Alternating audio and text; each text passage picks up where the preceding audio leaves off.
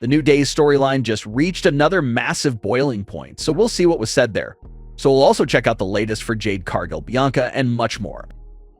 Starting things off with a big update for Jade Cargill, Smackdown just featured that big moment of Jade Cargill getting brutally attacked backstage and being found pretty much fully unconscious. And the fan intrigue was instantly there for this story. Everyone wants to know who did this to Jade Cargill, and we're all becoming detectives right now. But new reports claim that this story angle wasn't done simply for no reason. Reports claim that a legitimate injury has been suffered by Jade Cargill, and this backstage attack took place as a way to write her off television and cover up that injury absence with this storyline explanation. So the company released a very lengthy list of insane injuries that they claim was suffered by Jade Cargill during the backstage attack. However, Jade's real actual injury remains a complete mystery. Reports are saying that Jade's legitimate injury is being kept under extremely tight wraps, so no one knows what that actual real injury is for Jade Cargill. So the rumor is that this real injury Jade Cargill is allegedly dealing with will take at least 3 months for her to recover from.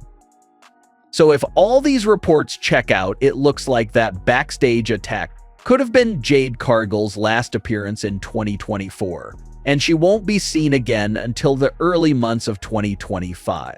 However, everything does need to be taken with a grain of salt, because look at the situation that happened a few weeks ago with Rhea. Rhea Ripley went down with a serious injury, and the company also wrote Rhea off television with a brutal backstage attack.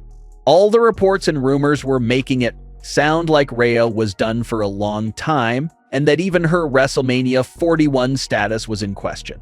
And then she returned to Raw like nothing just 3 weeks later. So similar situation here with Jade Cargill and this backstage attack. Is it really meant to write her off for a few months or just a few weeks? And depending on how much time Jade Cargill will actually end up missing, this leaves the status of her tag team title reign with Bianca up in the air. If Jade is going to miss several months of action, it's hard to picture a world where they just let Bianca hold onto the tag team titles and not defend them until Jade Cargill is back. So assuming that Jade is out for a decent amount of time, it looks like they can take the tag team titles in one of two ways.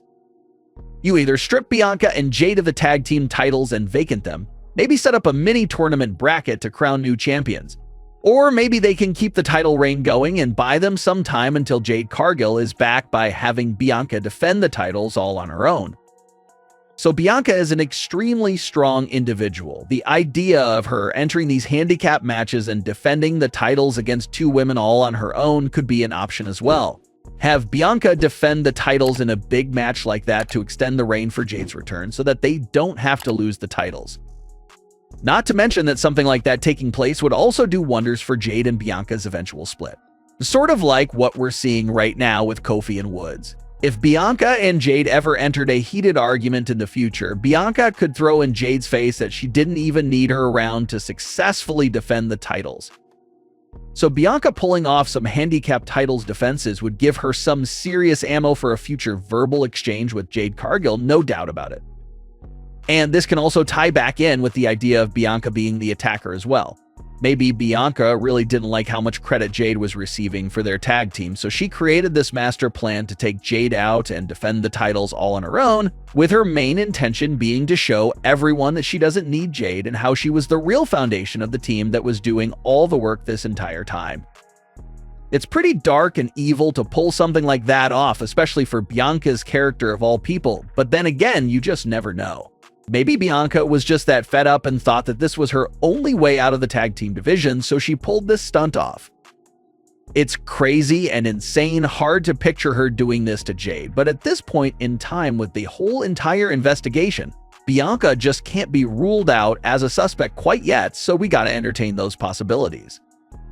As far as the latest update for the other top suspect here, which is Naomi, she did something that fans found a bit suspicious. During the Raw after Jade Cargill was attacked, Naomi asked Bianca about how Jade was doing, but then immediately moved from the conversation without showing any emotion and started talking about finding a replacement for Jade. Fans were really reading into that segment and claiming that Naomi was giving them strange vibes. Naomi directly responded to some of the fans that were calling her out for that moment, saying that Jade Cargill would want them to continue to fight on and replace her right away. So when we look at the top suspects here of Naomi and Bianca, these two are taking different approaches to all of the allegations and theories. Naomi's approach appears to be to go loud and confront nearly every single allegation and theory that comes her way, fully denying them each and every single time. Bianca has chosen the silent approach. Bianca finds herself facing similar allegations and theories with the attack as well, but Bianca has not responded to a single accusation. So two top potential attackers with two completely different approaches. There's no telling who looks more guilty than the other at the moment, but as the old saying goes, you gotta watch out for the quiet ones. They're the ones that can be holding all the secrets and making things happen. So if that's the case, then Bianca looks extremely more guilty right now than Naomi.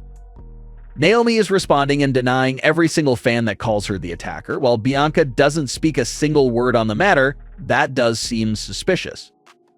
It's extremely unfortunate that Jade is legitimately injured behind this entire angle, but once she's healthy again, it's going to be a lot of fun to see where this story all leads to. Who will be the attacker? Will Jade and Bianca split up? In what fashion will they lose the tag team titles? There's just so much elements that can come into play here. We'll also have to see if they will advance the story even through Jade's absence. Maybe we can get more suspicious behavior from all of Jade's close friends, and they'll make it very hard to point out which one was the real attacker. Speaking of potential split-ups, that brings us to everything with the New Day. Kofi and Woods have been on separate pages and falling apart with each other for a majority of this year. Just non-stop issues arising for the legendary tag team, one after the other, without anything appearing to go their way at all. And after losing to American Alpha, Kofi and Woods didn't physically snap on each other, but they verbally snapped on each other. Kofi criticized Woods by saying that the group never counted on him to make decisions because he's too reckless and careless. So Woods pointed out how Kofi was scared to enter the World Heavyweight Championship scene until he spoke up for him, which Kofi responded by reminding Woods that he has never held a title by himself like the rest of the group. So Woods had a pretty heavy blow by telling Kofi that he threw away everything they built up after Kofi dropped the title to Brock Lesnar in 6 seconds. With such a great segment that had you glued to the screen for every single back and forth blow between both superstars with just great passionate delivery on every line. And it was this segment alone that is really building the stage for the New Day's 10-year anniversary celebration on next week's Raw. It's a great event to look forward to because it's celebrating a full decade of the group, but at the same time, emotions couldn't be any more higher right now between both men. So everyone's general feeling is that the 10-year anniversary celebration is going to end in heartbreak and will be the final time they're together as a team. The real question here, though, is who will turn out to be the heel. So all year long, they've been building up Woods to turn heel, but after that verbal exchange and some of the low blows Kofi used, it seems possible that a Kofi heel turn is a possibility and will be a big twist since everyone is expecting Woods to turn. But after several months of teasers, it looks like this 10-year anniversary will give us the answers and reveals we've been waiting for this whole entire time. But what are your thoughts on today's stories? Leave your comments, don't forget to subscribe with all notifications on, and leave a like if you enjoyed. Thanks so much for watching.